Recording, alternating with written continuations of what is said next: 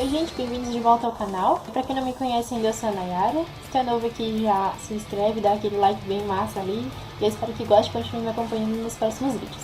Então, dando continuidade àquela sériezinha sobre feminismo, hoje a gente vai falar sobre a primeira onda do feminismo. Aquela onda que todo mundo considera que foi onda legal, bonitinha. Lembra aquele papinho que o pessoal diz assim, o feminismo geralmente era bom e agora que piorou? Então, a primeira onda é aquela que o pessoal diz que era bom, só que a gente já vai ver que não era. Então, vamos falar sobre a primeira onda, 1848, e a gente vai falar sobre 3 temas principais, que são a inserção da mulher no mercado de trabalho, direito ao voto e o Women's Movement, que aconteceu nos Estados Unidos. Então, sem mais delongas, vamos começar. Inserção da mulher no mercado de trabalho. Então, é muito comum a gente ouvir dizer por aí que o movimento feminista foi responsável por dar o direito das mulheres trabalharem fora de casa, sem serem donas de casa. Acontece que isso não é verdade, porque as mulheres sempre trabalharam. Primeiro, porque as mulheres sempre trabalharam. Inclusive, a própria Mary Wollstonecraft admitiu isso. Quem assistiu o último vídeo do canal vai saber do que eu tô falando. Porque na hora que ela criticava lá as dondocas que ficavam fazendo vestido pra elas mesmas, ao mesmo tempo ela elogiava as mulheres que trabalhavam por necessidade. Então só aí a gente já consegue perceber que o movimento feminista não fez absolutamente nada, porque as mulheres sempre trabalhavam. Inclusive as camponesas, elas trabalhavam nas roças, e naquela época meio na época medievalzinha lá, mulheres também saíam pra vender coisas no mercado e etc, etc. Então, acontece que, tipo assim, desde antigamente até hoje, cada vez mais as mulheres adentraram o mercado de trabalho. Ok, isso é um fato, só que o movimento feminista não tem dedo nisso, nem um pouquinho. Por quê? O que acontece? As mulheres começaram a realmente adentrar o mercado de trabalho, tipo, em massa, assim, por conta de fatores que aconteceram por coincidência, assim, por exemplo, as guerras, onde os homens tiveram que servir na guerra e as mulheres precisavam tomar o lugar dos maridos nos empregos deles. Foi onde as mulheres meio que começaram a trabalhar em escritórios, essas coisas assim. Então isso não tem nada a ver com feminismo. Tem a ver com guerra, tem a ver com os homens terem que sair dali e as mulheres terem que tomar o lugar deles no mercado de trabalho. Até um fato interessante, quase ninguém conta, é que quando essas guerras acabaram, que os maridos voltavam, a maioria das mulheres que estava no emprego deles para substituir eles queria voltar para casa, queria voltar a fazer o serviço do lar. E a maioria delas fez isso. Quando o marido dela chegou de volta da guerra, ela voltou a ser dona de casa. Outro fator que a gente deve muito são as facilidades que as tecnologias nos proveram. Por exemplo, a invenção da máquina de lavar roupa, a secador, micro-ondas, essas coisas assim. Tudo isso foi proporcionando a nós mais tempo livre, o que possibilitou que as mulheres começassem a trabalhar cada vez mais. Então, de novo, nós não temos nenhum dedo de feminismo, e até porque a maioria dos eletrodomésticos foi inventada por homens. Pois é, e não vamos esquecer, gente, que o fato de trabalhar, ninguém trabalha porque é um direito, porque eu conquistei o direito de trabalhar. Não. Todo mundo trabalha por necessidade, todo mundo trabalha em prol de ganhar dinheiro, não é verdade? Então, eu não acredito que seja certo o termo direito de trabalhar, porque ninguém tem o direito de trabalhar. A maioria das pessoas que trabalham porque eles têm a obrigação de trabalhar. Isso é bem diferente, né? Então, mais uma coisinha que a gente tem que acrescentar aí, porque elas falam o direito, direito, direito. Na verdade, a maioria esmagadora das mulheres que trabalham por necessidade, por questão de conseguir uma renda extra para a família. Tanto que se tu for perguntar para a maioria delas, olha, se a tua renda familiar fosse boa e tu não precisasse mais trabalhar, tu continuaria trabalhando? A maioria delas vai dizer assim, provavelmente não, ou meio período, ou talvez algum freela, não sei, alguma coisa que seja mais flexível. Então, realidade da vida, essa aqui é a verdade no mundo. Fazia tempo que eu não falava essa frase, né? Então, pois é, isso aí, o movimento feminista não tem absolutamente nada a ver com o fato da mulher trabalhar fora de casa. O que acontece é que elas incentivam que cada vez mais mulheres parem de ser donas de casa para começar a trabalhar fora cada vez mais, para que elas não tenham tempo para a família. Só que eu acho que isso é assunto para outros vídeos, então vamos continuar. Então, resumindo, o movimento feminista não fez nada para as mulheres trabalharem fora, e isso foi simplesmente um acontecimento natural que ocorreu na sociedade, devido a causas como fomes, guerras e as invenções de tecnologias. Então tá, gente, segundo tópico, direito ao voto. Então, gente, o direito ao voto e o Women's Movement, na verdade, eles têm um assunto que se entrelaçam bem. Então eles são 2 tópicos em um. Vamos começar isso aí. Então, gente, simultaneamente, aquela questão ali sobre toda a agitação de que foi o movimento feminista que deu lugar pra mulher no mercado de trabalho, não sei o que. Simultâneo a essa gritaria aí, estava acontecendo também o Women's Movement nos Estados Unidos. Ele aconteceu em 1848 em Seneca Falls. 2 protagonistas nisso aí, Elizabeth Stanton e Lucretia Mott.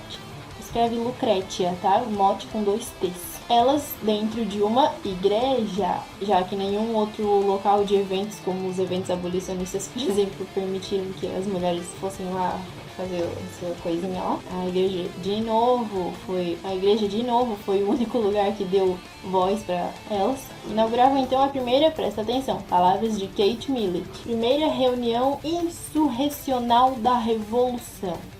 O que é esse negócio aí? Parece esquisito, né? Insurrecional da Revolução. O que é? Então, essa convenção de Seneca Falls, nas palavras de Susan Faludi, era o seguinte: exigia o direito de voto e um leque de liberdades, educação, trabalho, direitos conjugais e patrimoniais, maternidade voluntária, reformas na saúde e na vestimenta. E nessa questão parecia tudo muito fofinho mesmo, né? Parecia tipo, o que tem de errado nisso? Tá tudo certo. Só que, de acordo, presta atenção, com a ex-feminista Macaulay, eu vou ler uma citaçãozinha dela aqui, tá? Misturando aquelas reformas sociais necessárias estava um desafio para o cristianismo, o governo da igreja, o ensinamento bíblico e o culto público.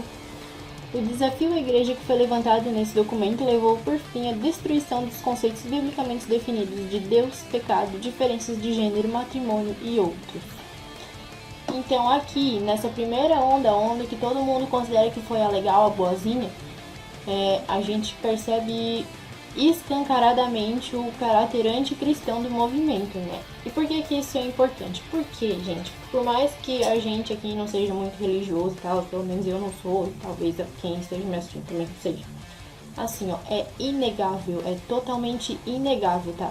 Que se a gente hoje em dia tem uma vida boa, uma vida normal, essas coisas assim, com leis sobre assassinatos e crimes, sobre os crimes serem crimes, etc. Tudo isso se deve ao cristianismo, tá? Toda essa questão da moral que a gente tem na nossa sociedade e tal, na nossa cultura, né? Tudo isso é por conta do cristianismo. E ele é extremamente importante para a nossa sociedade ocidental, tá? Então, assim, ó, por mais que tu não se considere uma pessoa religiosa e tal, eu acho que é inegável, assim, tu admitir que o cristianismo tem um papel fundamental na nossa cultura, no nosso modo de como as coisas funcionam aqui. Por exemplo, assim, ó, se aqui a mulher não é apedrejada por usar um short, é por causa do cristianismo, tá? E sim, eu estou fazendo uma comparação com o islamismo, que é a segunda maior religião. Mas enfim, se vocês quiserem, eu falo um pouquinho sobre isso no outro vídeo. Eu acho que não é o momento, foi só para abrir esse parênteses mesmo. Então aqui nessa primeira onda, a gente já consegue perceber um repúdio ao cristianismo que esse movimento tem, né? Apesar de que as duas vezes em que as mulheres quiseram se pronunciar de forma veemente, assim, a única instituição que deu voz a elas foi a igreja. Mas não sei, né, gente? É gente mal agradecida. Na real, isso faz parte da revolução sexual. Já vamos ver isso aí? Então, basicamente é nesse momento que feminismo e revolução sexual acabam virando sinônimos de uma forma muito forte, assim. Elizabeth Stanton, lembra? Uma das mulheres que foi lá se pronunciar no Women's Movement. Ela tinha as ideias muito parecidas com as de Betty Friedan e ela condenava absurdamente, assim, o casamento. Para ela, o casamento era uma coisa horrível. E foi ela que escreveu a chamada Bíblia Feminista.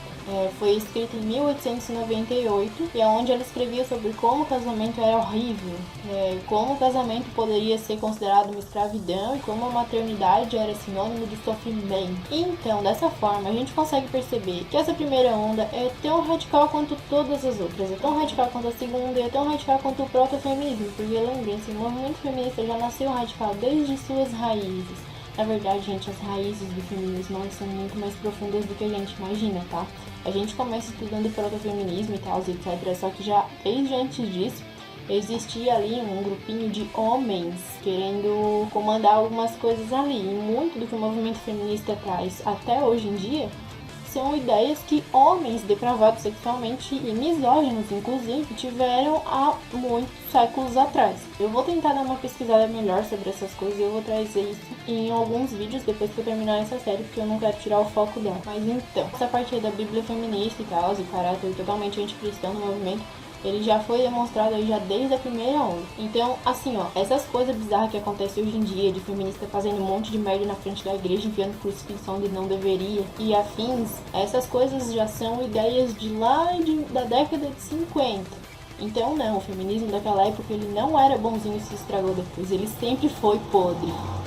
Então, bora pro terceiro tópico. Lembra que na convenção ali de Seneca Falls, elas tinham uma bandeira muito forte que era do direito ao voto. Então nós vamos falar um pouquinho sobre isso. Então, o movimento feminista também nos traz essa falácia de que o movimento feminista conseguiu o direito ao voto para as mulheres. Mais uma vez, isso não é verdade. A questão é que assim, quando essa pauta sobre o voto feminino começou a surgir, grande parte das mulheres era contra, totalmente contra esse direito ao voto. Por quê? Porque elas acreditavam que com o direito ao voto elas deveriam ter o dever de servir ao exército, porque isso era o que acontecia com os homens.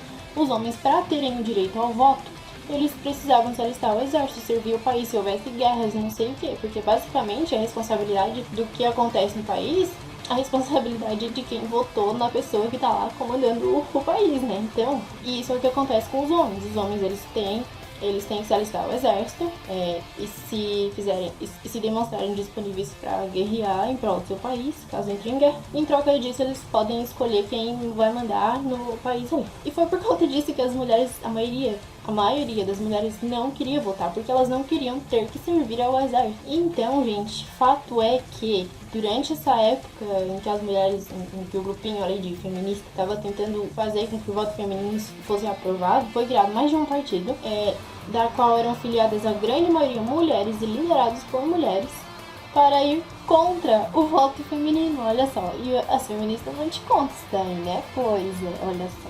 E o engajamento feminino sobre o voto feminino era tão fraco que nem mesmo na própria convenção para falar sobre o direito ao voto e essas coisas assim, nenhuma mulher se sentiu capaz o suficiente para ir lá falar. E quem teve que tomar a voz para isso e falar sobre o voto foi um homem, marido da Lucrétia. Vou pegar uma citação aqui para você. Nenhuma mulher se sentiu capaz de presidir a convenção de mulheres. A tarefa foi aceita pelo esposo de Lucrétia, James Mott. Todas as resoluções foram aprovadas unanimemente, exceto o sufrágio universal, uma ideia estranha e dificilmente um conceito que atraísse a audiência composta predominantemente por Quakers. 100 mulheres e homens assinaram a declaração de Seneca Falls, embora a crítica posterior tenha levado alguns a remover os seus nomes. Então essa é aquela convenção que a gente estava falando há um tempinho atrás sobre uma série de direitos que elas estavam exigindo, como direito ao voto, trabalho, É só voltar ali no vídeo. De todas as pautas, o direito ao voto foi a que foi menos aceita, inclusive pela maioria das mulheres. Por quê? Por causa daquilo ali que eu falei, porque as mulheres não queriam ter a obrigação de servir ao exército. E olha só que interessante, as mulheres antissufragistas compunham uma liga de mais de 42 mil mulheres. Ou seja, aqueles partidos que foram criados, eles tinham mais de 42 mil mulheres defendendo o não direito ao voto. E essa é uma parte que as feministas não vão te contar. Elas ficam assim, quietinho. Então, como é que a mulher começou a votar, se não foi o feminismo? Como é que agora a gente vai lá e consegue apertar na teclinha assim, 7, voto secreto, mas meu não. Simples, assim, lá nos Estados Unidos, a pessoa responsável pelo direito ao voto feminino foi ninguém menos do que um republicano, ou seja, um cara de direita. Foi o senador da Califórnia Aaron August Sargent, que em 1878 e depois novamente em 1920 sugeriu que as mulheres deveriam ter o direito de votar. Ele não era feminista, ele era conservador, ele era de direita, ele era republicano, ele era do time Trump. Então, mais uma falácia desmentida. O movimento feminista não concedeu o direito aos votos para as mulheres. O movimento feminista não colocou a mulher no mercado de trabalho. O movimento feminista nunca fez nada, tá? Além de chorar. Mas só falar dos Estados Unidos, né? E no Brasil? No Brasil foi basicamente a mesma coisa. No Brasil também foram os republicanos que tiveram a brilhante ideia de colocar nós pra votar, pra apertar o númerozinho lá do... Nem é assim a musiquinha, tá? Mas enfim, entendeu? Então, no Brasil, quem propôs pela primeira vez o direito ao voto feminino foi um conservador chamado César Zama, em 1890, durante a elaboração da primeira Constituição Republicana. Então, foi um homem... Ele era médico, intelectual, essas coisas todas assim, ele era cristão. Então aí nas duas situações, nós temos um homem propondo o direito ao voto feminino. Propondo e conseguindo, né, no caso, não só propondo com barulhos e essas coisas assim. E por quê? Olha, gente, eu ouvi dizer que, eu não sei se isso é a mesma coisa daqui do Brasil, mas provavelmente deve ser. O cara percebeu que essa era uma pauta, sei lá, interessante, porque ia dar mais engajamento popular pra ele e não ia fazer muita diferença nas urnas, porque as mulheres não eram muito politicamente engajadas e provavelmente elas votariam no mesmo candidato que o patriarca da casa, ou seja, o marido, o pai, votaria. Então eles não iam perder nada e ainda iam ficar um pouco mais populares. Tipo assim, brilhante, cara, mas isso foi pura estratégia política, entendeu? Não foi porque, vamos dar o direito a elas ao voto, porque isso é bonitinho. Não, foi pura estratégia. Então, feminismo, nada de novo. Inclusive, aqui no Brasil, talvez vocês já tenham escutado o nome dela, Celina Guimarães. A Celina foi a primeira brasileira a quem indica que ela foi a primeira mulher da América do Sul inteira a conseguir um título de eleitor. E aí, quando as feministas descobriram isso, elas foram lá perguntar pra ela se ela fazia parte do movimento feminista e não sei o que, se fazia parte do movimento sufragista, blá blá blá blá blá blá blá blá.